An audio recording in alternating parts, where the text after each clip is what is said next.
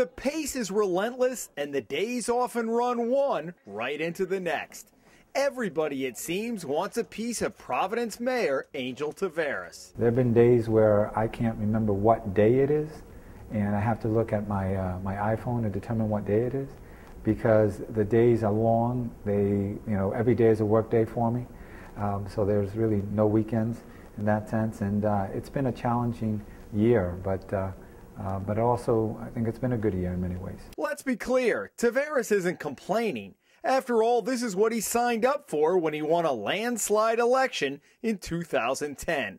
But he's coming to realize the job is a marathon and not a sprint, even though he often refers to the urgency of now, a phrase used by Martin Luther King Jr. It is difficult to give up control of so many different aspects of your life, and I can tell you that the most important person in this office is not the chief of staff, it's my scheduler. And so I'm very, very nice to her, as she really determines where I'm going and when I'm going.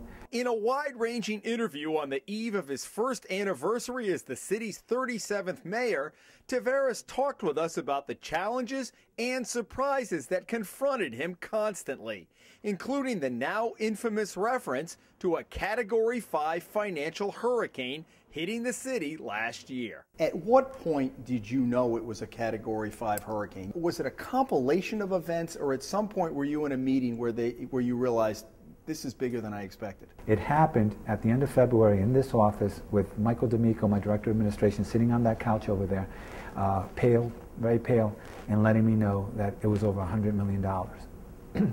And I said, what?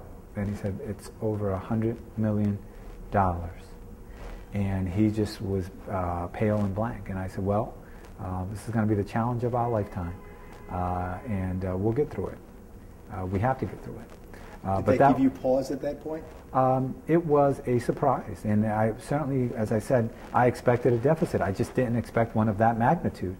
And when you hear that on a budget of $635 million, that's a lot of money. There are many who thought Taveras would not have the backbone to deal with the city's monumental problems, or to negotiate concessions from the city's 3 unions, as he eventually did, to close the budget gap. We showed Taveras a clip from last year's lively experiment. Predictions for 2011 for the best and the brightest. Jim, why don't we begin again with you? It's not groundbreaking, but I really think Angel Taveras is going to have a very rough go in Providence. I wish him luck. I think he's a talented guy, but again, I think when the rubber hits the road with the unions and there's only so much you can give, and the nice guy routine, and he's tough underneath, and you know we all know him, but I have concerns about Providence. There were a lot of people, and I include myself in this, who thought you were going to get steamrolled. Did you heard that? Did you get an inkling? Hey, this guy's nice out on the campaign trail, but he just doesn't have what it takes at the negotiating table. I've heard that many, many times. Oh, I used to. You proved him wrong. Well, you know, Jim, I said before, I don't think people realize what you have to do to grow up where I grew up and go on to Harvard and get a law degree from Georgetown and become a lawyer, become a housing court judge, start your own law practice, be a litigator, and do what I've been able to do to this point in my life. And the toughness comes from my mom and from my dad. My dad left this country in the 1960s looking for a better life, coming to America where he knew no one. So it's just, you know, that toughness, I just maybe show it differently than other people, but I got a big chuckle of that during the campaign, because that was a big question: was I tough enough? And you know, I wasn't sure what that meant, but I'm glad that no one's asking that question anymore, and that we can talk about it and almost laugh about it now. Many have sharply criticized Taveras' predecessor, David Cicilline, for leaving the city in financial shambles. Cicilline's assurances during his campaign for Congress notwithstanding. But Taveras has taken the high road, not criticizing Cicilline in public, when it would have been very easy to do so. I'm curious as to whether that has been deliberate on your part, because a lot of people have said you've had to clean up a pretty big mess, but you have never once, I have never once heard you really speak ill of your predecessor. Why is that? Well, because I think I want to be different. And what I mean by that is that you're right, it's a very political thing to pass blame and do those types of things. That doesn't solve your problems. Blame doesn't balance the checkbook. It doesn't pay the bill.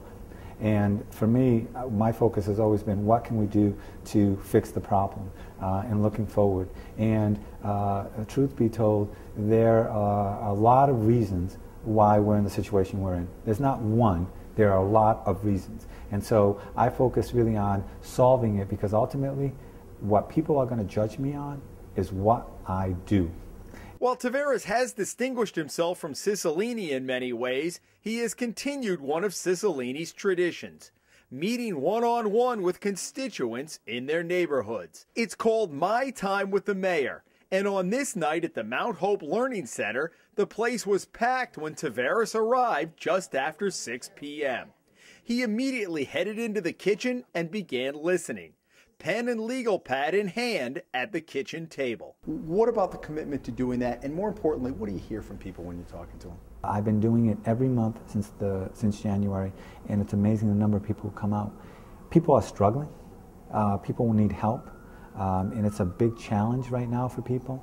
So I hear a lot about the economic struggles, people who need help with a job, people who need help with rent, people who need help with paying bills, people who are just having a very difficult challenge. You know, what I like about it is that it kind of reminds me just the greatness of America, that you can kind of go and sit right there with your leader and talk to them and tell them.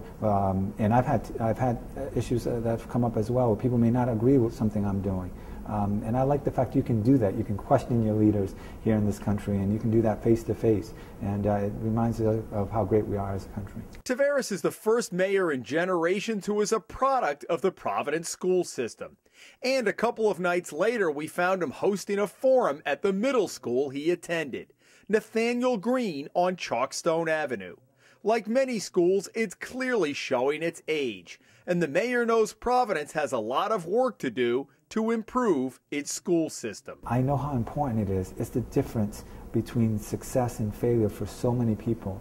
And so I look in the schools, I feel very personal about it because a lot of those kids, they're me. I mean, they come from immigrant parents, over 60% Latino, probably first generation, and they have hopes and they have dreams. And what I enjoy about going into the schools is when they see me and they see that I'm mayor of the city, they know that I speak Spanish, that I look like them, I talk with them, and I can tell them I sat in that seat, I went to this school, I did this, I did that. If I grew up to be mayor, you can do it too. Make no doubt, have no doubt in your mind. But that's only going to happen if we make sure that every child gets a good education. One thing Taveras makes clear, despite the trappings of being mayor, he is only a custodian of the office. Are you still getting used to being called mayor? I am, to some degree. I am still getting used to that. And I also always try to remember that everything around me is really the mayor's, not Angel Taveras'. It's the mayor's. So right now we're filming in the mayor's office, not my office. When I sit here to do this interview a year from now, what would you like to be able to look back and say, this is something I talked with you about a year ago, Jim. It was my priority, and we've gotten it done. One, I'd like to be able to say to you, our unemployment rate is down, and that we're heading in the right direction. And I'm sure as long as anyone is unemployed, we have work to do. So there'll always be work to do to make sure to get everyone an opportunity. I'd like to make sure to be able to say to you, Jim, our schools, we've got a permanent superintendent. We're definitely on the right track. We're improving them. The kids are doing better. There's a way to go, but we're improving them overall. And I also would like to make sure to be able to say to you that financially, the city is on much firmer ground, that we were able to get contributions from our tax-exempt institutions, that the budget is balanced going forward, and our pensions are a lot more sustainable and on firmer ground. In Providence, Jim Hummel for the Hummel Report.